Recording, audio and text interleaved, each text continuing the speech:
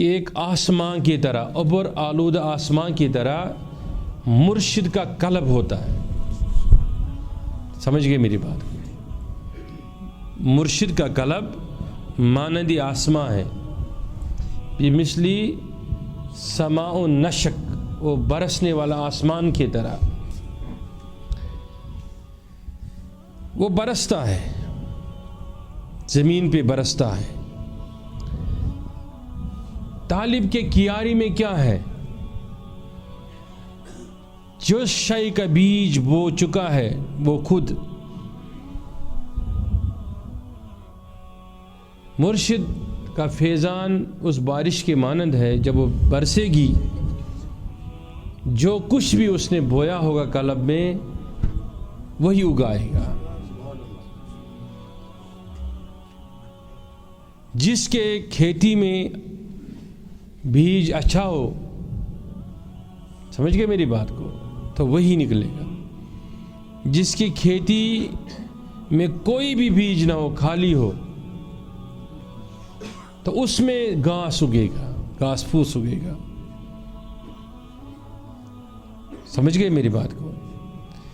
لیکن اگر آپ کا مرشد کامل ہے، اس کا دل رات دن برستا رہتا ہے طالب کے قلب پر، اس سے تو اس کے اندر جو کچھ بھی ہوتا وہ اگاتا ہے. اس لیے جتنے اندر خصائص ہے وہ خود ہی نکل آتی ہے باہر. اچھا بیج ہے تو اچھا اگائے گا. پھر رائے سلوک پر چلتے چلتے چلتے طالب ایک دن اس کے لیے مرشد کے قلب کی برسات ختم ہوتی ہے، بند ہو جاتی ہے، اور اس وقت وہ آفتاب تاباں ہو جاتا اس کے لیے. وہ اپنی تمازت کے ساتھ، اپنی منفرد اصولوں کے ساتھ اس پر اپنا تیز دھوپ یا اپنی شعاعیں اتنی تیز کرتا ہے کہ اس کے وجود کے اندر ہر اگنے والی شے جل جاتی ہے. سمجھ گئے میری بات کو؟ وہ اچھی شے ہو تب بھی جل جائے گی، وہ بری شے ہو تب بھی جل جائے گی.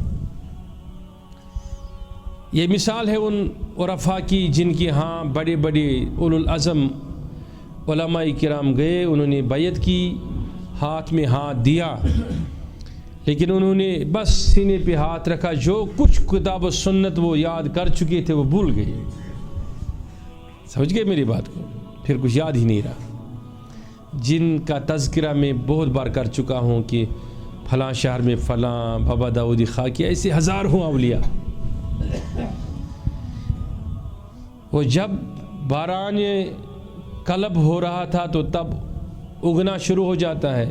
جب سورج قربت دکھاتا ہے، جب مرشد کے قریب آ جاتا ہے، دور ہے تو برسات ہوتی رہتی ہے.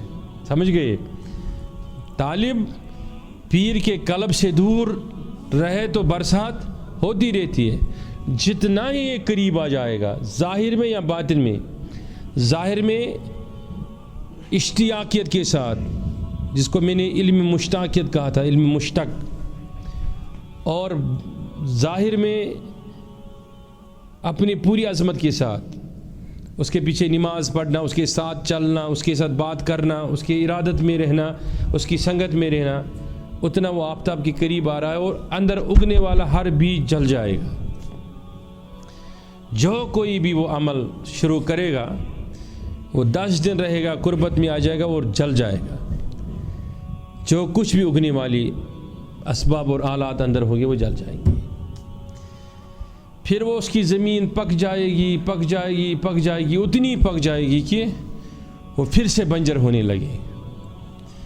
لیکن اس بنجر تک پہنچتے پہنچتے وہی خوش نصیب طالبین ہوتے ہیں خواجہ معین الدین چشتی سنجیری کی طرح، جو بیچ راستے میں اپنا سفر نامہ تبدیل نہیں کرتے، استقامت توڑ نہیں دیتے ہیں.